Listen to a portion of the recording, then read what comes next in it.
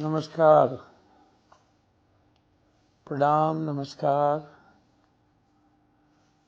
नमो बुद्धाय, जय भीम, जोहारगी। सरस्वती पूजा की ढेर सारी शुभकामनाएं। मुबारक हो हमारे बच्चे और बच्ची को सरस्वती पूजा की।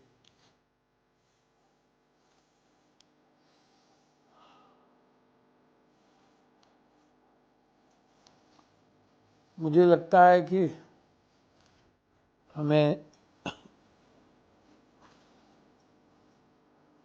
छोड़ देना चाहिए। बिहार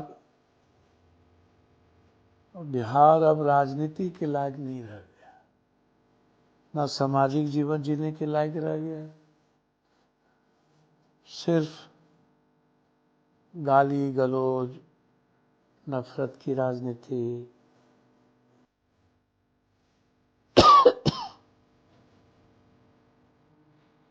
बच्ची पर कोई मुद्दा नहीं बनता इस देश में।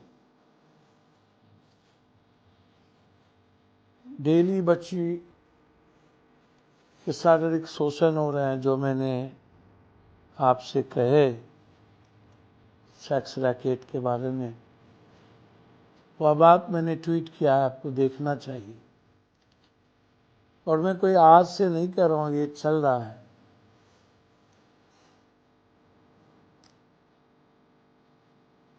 पहले मैं मुजफ्फरपुर में हम लड़े थे, याद है, बालिका गृह में। तब भी लोग कहते थे क्या कह रहे हैं पप्पू यादव। लोग शुरू हो जाते हैं कथा बांटने, ज्ञान बांटने। बेटी के बारे में इनकी चिंता नहीं, लड़ेंगे नहीं, आलोचना करने लगते।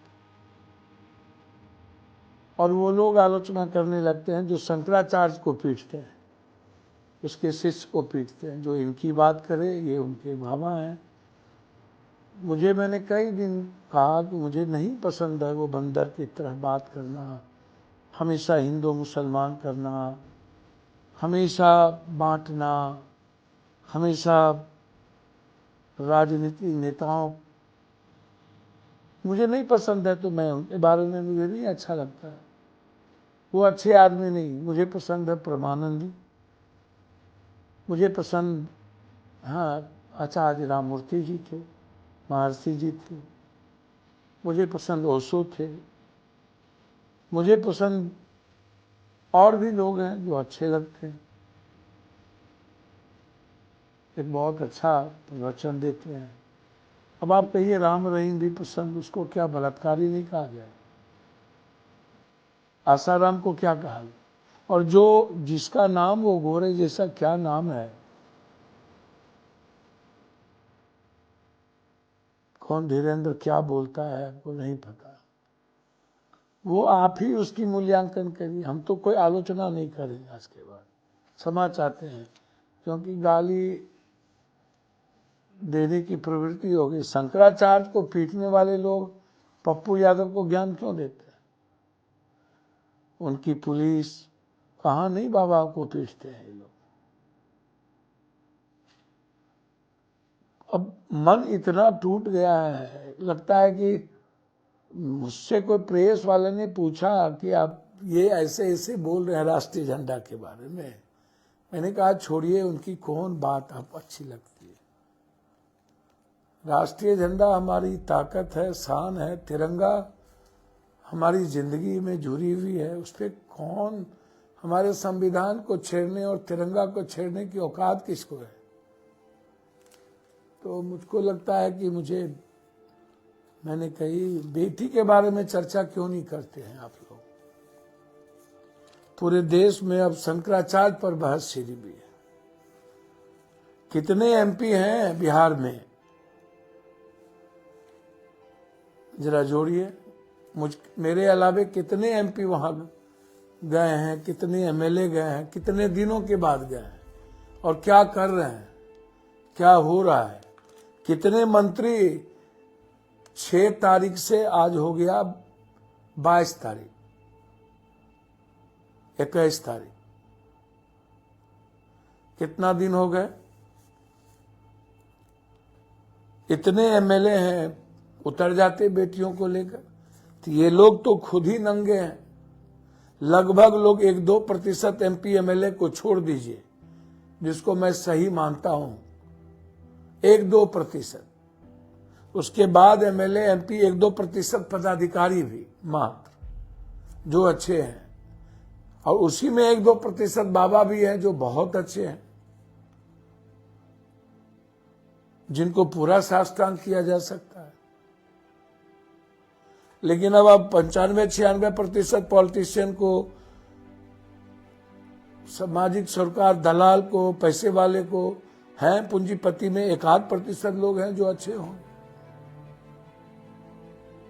अब कोरोना में क्या क्या कुकर्म गुल खिलाए ये लोग, सबका मैं तो कई बार कहा, 3 बार, सबके घर का सीसीटीवी फुटेज चेक कर लीजिए। क्यों नहीं हमारा चैलेंज स्वीकार करते? सबका ब्लड सैंपल जांच करा लीजिए। यदि हिम्मत है तो लगभग एमएलए एमपी अपना अपना ब्लड जांच कराए। ये लोग दारू, नशा, और इन लोगों का फोन चेक करिए, पूरा डिटेल चेक करिए कि कितने लोग पॉर्न देखते हैं और क्या क्या देखते हैं, एकदम चेक करिए। मेरा रिक्वेस्ट है, चेक करिए। ये लोग किस किस से क्या बात करते हैं, ये चेक करिए। तो ये लोग क्यों बेटी के सवाल पर सब कुछ मौन है? अंशुल की गिरफ्तारी क्यों नहीं हो रही है? कौन है ये अंशु अग्रवाल उर्फ सैम? ये अभी तक इसकी गिरफ्तारी क्यों नहीं? जिसका उस हॉस्टल के कई लड़कियों के साथ चैटिंग है, और इस बच्ची के साथ भी चैट है। मोबाइल तो पुलिस के पास है, और कह दे पुलिस की चैट नहीं है अंशुल अग्रवाल। यदि है हिम्मत तो कह दे कि हमारे उस हॉस्टल के कई बच्चों का चैटिंग नहीं है। उस हॉस्टल में जितने लड़कियां थी, अब सबका मोबाइल निकाल मंगाइए। और ये अंशुल उसी मनीष रंजन के साथ रहता था। ये मनीष रंजन कह दिया, क्या पहले गलती में आपको नहीं पता है किसने कह दिया कि हम देहरादून में थे? इसने तो सबसे पहला गलती कर ही दी। कितना बड़ा झूठ बोला ये। 5वें बिल्डिंग पे ये रहता था। 6 तारीख से 9 तारीख तक कोई पुलिस नहीं गई। ये मजे में रहा। 15 तारीख की गिरफ्तारी इनकी हुई। 12 तारीख को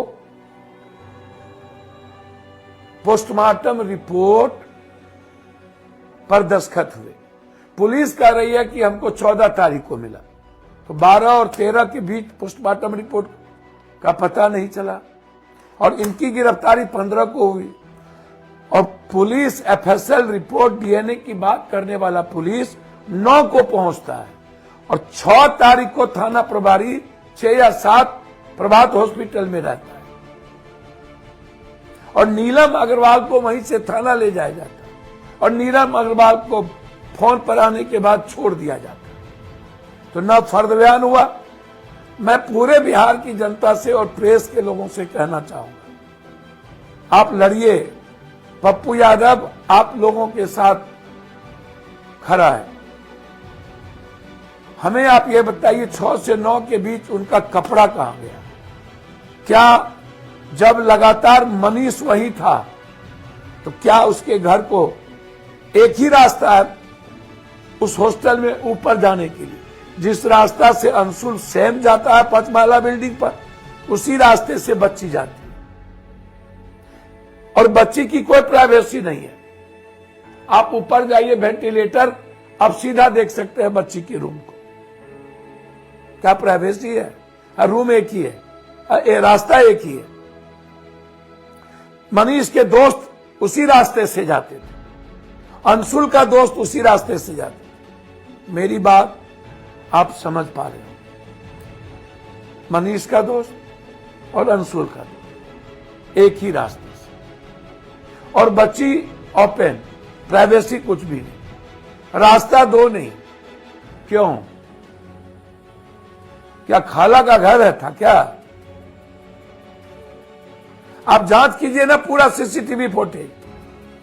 क्यों आप 6 महीने 3 महीने का एसपी साहब कार्तिक जी, मैं आपकी बहुत इज्जत करता हूं, प्लीज इसमें चित्रगुप्त थाना प्रभारी और एएसपी साहब को तत्काल हटा दीजिए, मैं हाथ जोड़ता हूं। और सीसीटीवी फुटेज निकालिए। एसपी साहब काहे का आप इसको ले जा रहे हो जहानाबाद, और एक पत्रकार 2-3 पत्रकार बकवास करता है, चाचा मामा डैडी ममेरा भाई।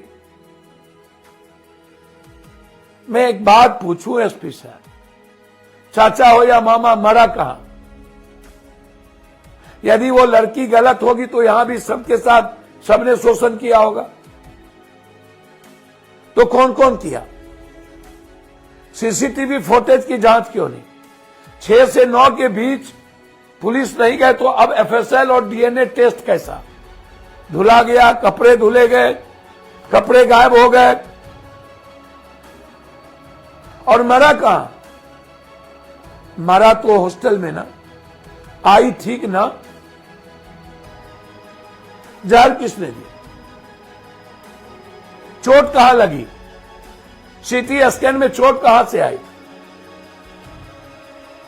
और आपके ही डॉक्टर, मैं तो कहता ही हूं कि डॉक्टर झूठ बोलता है, गलत पोस्टमार्टम रिपोर्ट देता है, गलत जल्लाद है लगभग 95% डॉक्टर। अब सहजानंद सिंह को देखिए, ये तो महाजल्लाद है।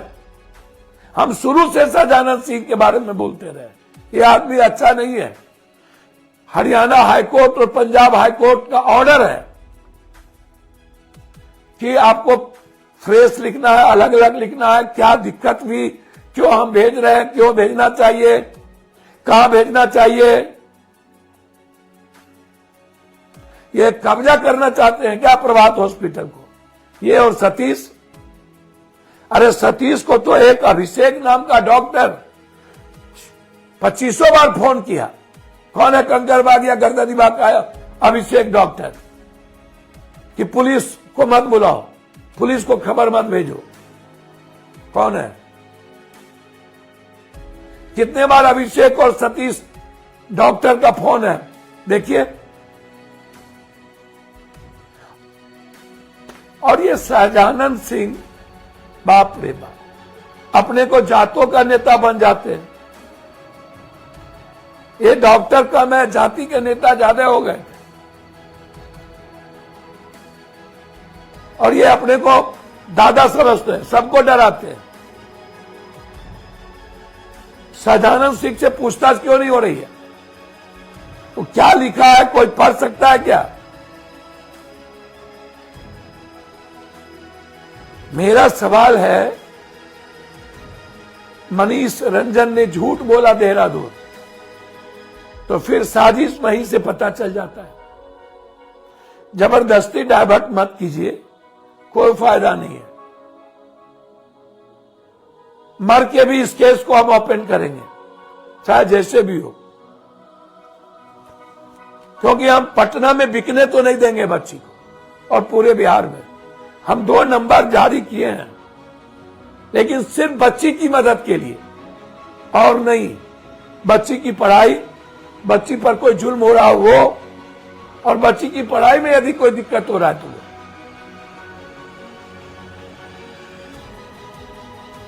और मैं 2 लाख रुपया इनाम रख रहा हूं, 2 लाख। मेरी बात सुन रहे? जो हमें मनीष रंजन, अंशु अग्रवाल और इस बच्ची के बलात्कार की घटना की जानकारी देगा, उनके नाम को हम चुपचाप रखेंगे, उनको हम 2 लाख रुपया इनाम देंगे। हमें चाहिए। और जो जो लोग हमको सभी हॉस्टल के कुकर्म का, गाड़ी लगने का फोटो वीडियो, लड़की को निकलने का फोटो वीडियो भेजेंगे, हम उसको 10,000 रुपया का इनाम देंगे। जो भेजेंगे, आप वीडियो भेजो,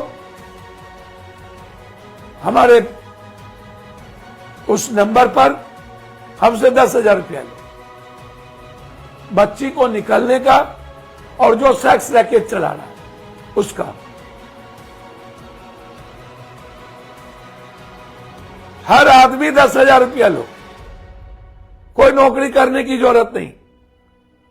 आप इस हॉस्टल का और हॉस्पिटल का कुकर्म हमको दो, हम 10,000 रुपया आपको देंगे। वादा ले लो, हमको दो।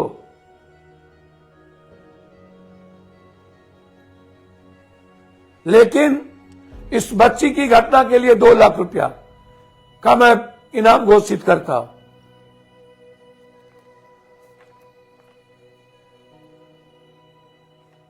मैं कौन है प्रिंस, सागर प्रिंस, जो इसमें बड़ी मछली के रूप में खेल रहा है, और एक विधायक, कौन लोग हैं, एक पूर्व मंत्री का कौन लड़का है, हम नाम नहीं बोलेंगे अभी किसी का। कौन है सागर जो मनीष रंजन को बचा रहा है, प्रिंस, ये आप हमको बताइए।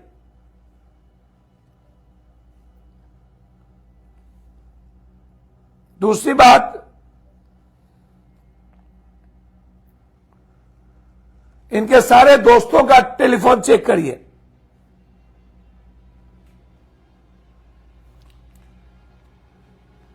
मैं तो बस इतना ही आज कह सकता हूं कि मनीष रंजन का झूठ, और 9 तारीख को पुलिस टीम 6 से 9 को पहुंची, तो क्या 6 से 9 वहां सब कुछ ब्लड, चीज, कपड़ा पड़ा हुआ था, तो कहां से डीएनए? मेरा डीएनए और एफएसएल 2 लाख की घोषणा, और जो भी किसी भी हॉस्टल के निकलते हुए गाड़ी में हमारी बच्ची रात के 10 बजे के बाद कहा आप दो, और फिर आने का दो, कहा वो ले जा रहा वो दो, 10,000 लो। इसीलिए आज जबकि मैं मीटिंग में आया हूं, खाद जो किसानों को नहीं मिलता है उस बिंदु पर हम लोग यहां आए हैं। फर्टिलाइजर, कल हमें रात में दिल्ली लौटना है, परसों मुझे इसी मुद्दे पर बैठक है।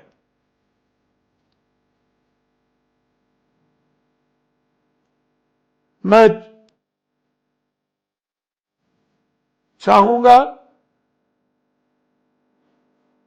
हर कीमत पर प्रियंका गांधी जी इसके बेटी के घर जाए। मैं मिलूंगा प्रियंका जी से परसों। इस लड़ाई को मैं छोड़ूंगा नहीं जब तक इस लॉज मालिक के रावण और नरभक्षी आचरण को मिटाऊंगा नहीं, मैं चैन से नहीं बैठूं। अब मुझे राजनीति का बहुत शौक नहीं, 29 के बाद मुझे नहीं लगता कि मैं, जो गंदी राजनीति है बिहार की, गाली गलौज करना, फालतू चीजों पर, बाबा मेरे लिए संत है, लेकिन ऐसे बाबा नहीं जो बैकवर्ड फॉरवर्ड जाति धर्म की बात करे, वो मेरे लिए पैर की धूली भी नहीं है। मैं हर दिन कह रहा हूं, जो बेटी पर गलत निगाह रखता और जो इंसानियत और संविधान के विपरीत जो बाबा बात करता है, उसको न मैं नहीं बख्शूंगा। आपको जितना गाली देना हो दो। आप जोगी जी की पुलिस की आलोचना करो ना, तो शंकराचार्य जी को पीट रहे। इसे बेटी के लिए लड़िए, अपनी अपनी बच्ची के लिए लड़िए, बहन के लिए लड़िए, और बेटी और बहन के सवाल पर जात पात मत कीजिए। मेरे ट्वीट को आप जरूर देखिए, क्या वो सच है या नहीं। और नीरज बाबू, आप मेरे भाई हैं, हम आपसे बहुत प्यार करते हैं। इस हमारे ट्वीट को देख लीजिएगा नीरज। हम कोई गलत नहीं बोलते हैं, मैं आपकी इज्जत करता हूं, आप अच्छे भले आदमी हैं, हम बुरे आदमी हो सकते हैं, लेकिन इंसानियत के सवाल पर मैं कभी बुरा नहीं हूं नीरज जी। आप जवाब दीजिए नीरज बाबू, पूरा हॉस्टल सेक्स रैकेट में फंसा हुआ है, पूरा हॉस्टल। मैं पूरे बिहार के डीएम साहब से आग्रह करूंगा, जहां जहां हॉस्टल है गर्ल्स, उसकी जांच करिए और वहां निगरानी बढ़ाइए। ये मेरा रिक्वेस्ट है। और अंत में सम्राट जी, आप मेरे भाई हो, मौन मत बैठो। आपके लिए चुनौती है। पुलिस आपकी जहानाबाद प्रकरण में डाइवर्ट कर रही है। मेरा यह सवाल ही नहीं है कि क्यों हुआ, काहे हुआ, हुआ ना, हत्या हुई ना,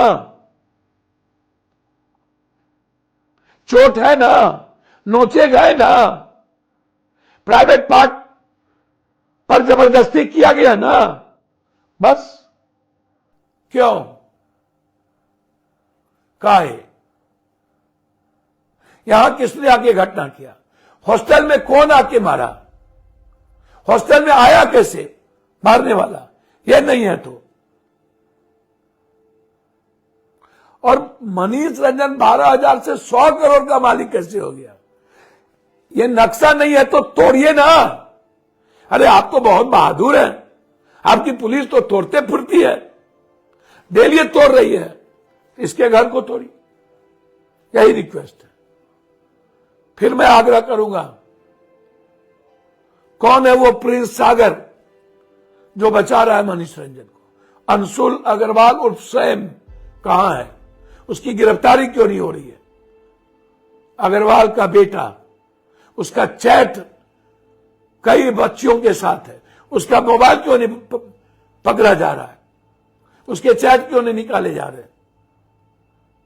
और अब डीएनए कैसा?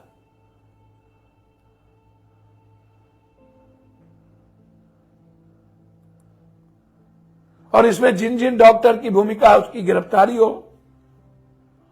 और वहां जो बच्ची औरंगाबाद वाली निर्भया मरी, उसमें वो दोनों लड़के हैं और भी लोग हैं। एफआईआर हुआ, उस बच्ची को न्याय कब मिलेगा? बक्सर की बच्ची जो पढ़ने जा रही थी, उसमें 2 और भी बड़े रसूखदार लोग हैं, वो कब गिरफ्तार होंगे? और वहां के विधायक कब तक बचाते रहेंगे उन लोगों को?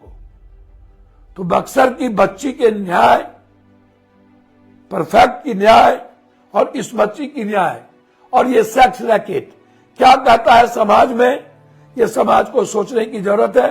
पप्पू गलत है कि दुनिया गलत है, ये आपको विचार करने की। हमको आप गाली दीजिए, हमसे आप असहमत रहिए, सहमत रहिए, लेकिन अपनी बेटी बहन को बचा लीजिए। धन्यवाद, नमस्कार।